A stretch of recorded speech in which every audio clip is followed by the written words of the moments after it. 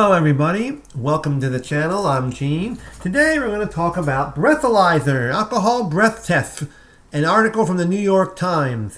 These machines can put you in jail. Don't trust them.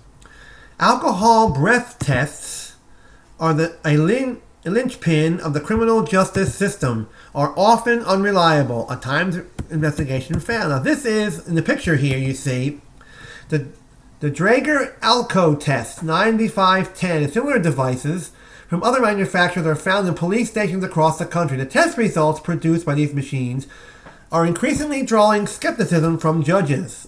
Now, this is written by Stacy Cowley and Jessica Silver Greenberg on November 3rd, 2019.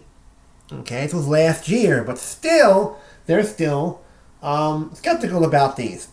1 million Americans a year are arrested for drunk driving, and most stops begin the same way.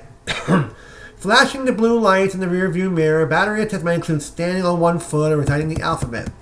What matters most, though, happens next.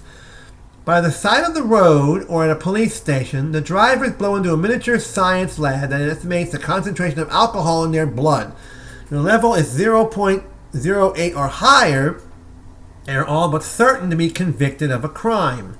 But those tests, a bedrock of the criminal justice system, are often unreliable. The New York Times investigation found the devices found in virtually every police station across the country generate skewed results with an alarming frequency, even though they're marked as precise to the third decimal place.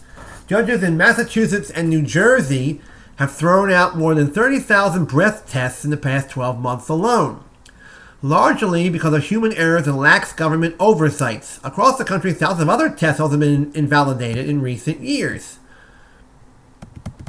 These machines are sensitive scientific instruments, and in many cases haven't been properly calibrated, yielding results that were at times 40% too high.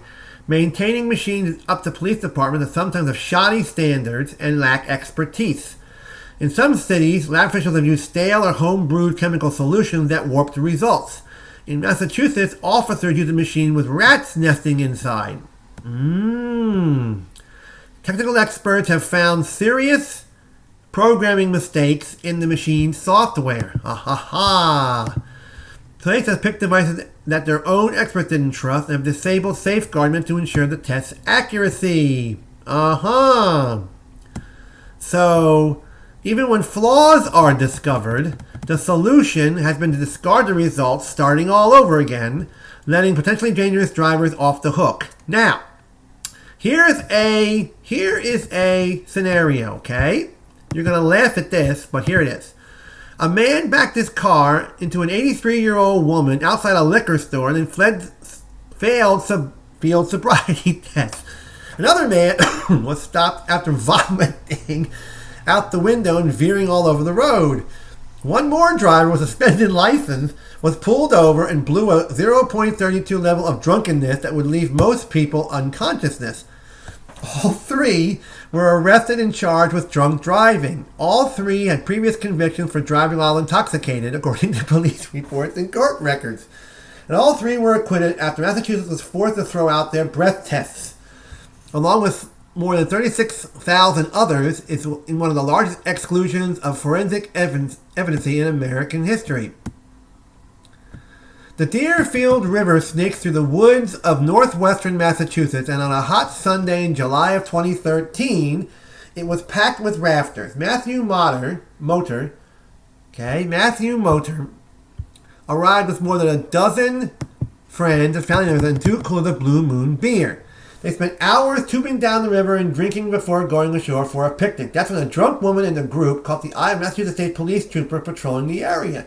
The trooper, Mr. Stephen Hain, told them to get their friend home. The party over. Mr. Motor left his girlfriend and got a ride to his truck a few miles up the river. He pulled his gray Dodge Durango onto the winding road. He made it about 200 yards and he saw flashing lights. Trooper Dean wrote in the report that he stopped Mr. Motor for driving 41 miles per hour in 25 mile per hour zone, detecting a strong odor of liquor on Mr. Motor's breath. The trooper asked him to perform some field sobriety tests, including walking heel to toe. Now, Accidents years earlier had left Mr. Motor with metal plates in his ankles and feet, court records show. The officer explained to him that he explained to the officer he's not great at walking around on 2 feet on an everyday basis. After passing 2 tests, reciting the alphabet and standing on 1 leg, he struggled to walk a line. Then the trooper brought out his breath tester. Handheld devices like Trooper Han's sensors and fuel cells. Aha! Often women sometimes have trouble producing enough breath to get the machines to work. Toothpaste and mouthwash and breath mint, even hand sanitizer, and burping may throw off the test results. Now, tests from those portable machines are not admissible in court. In most states, California is among the exception. But they often trigger an arrest, which leads to a test on another machine at the police station. That result determines whether someone is charged and often whether they are convicted.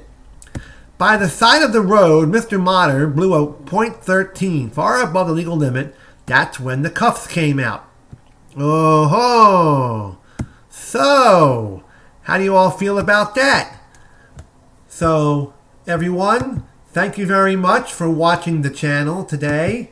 And how do you all feel about a police officer pulling you over and taking you out of the car and go into that machine and trying to find out exactly what your alcohol level is so you can get back on the road and drive home. So click the like, dislike buttons or subscribe. And thank you very much for watching. Have a great day, great rest of the week. Talk to you soon. Happy Veterans Day, everybody. Take care. And we really appreciate all you veterans out there who work hard at keeping this country safe.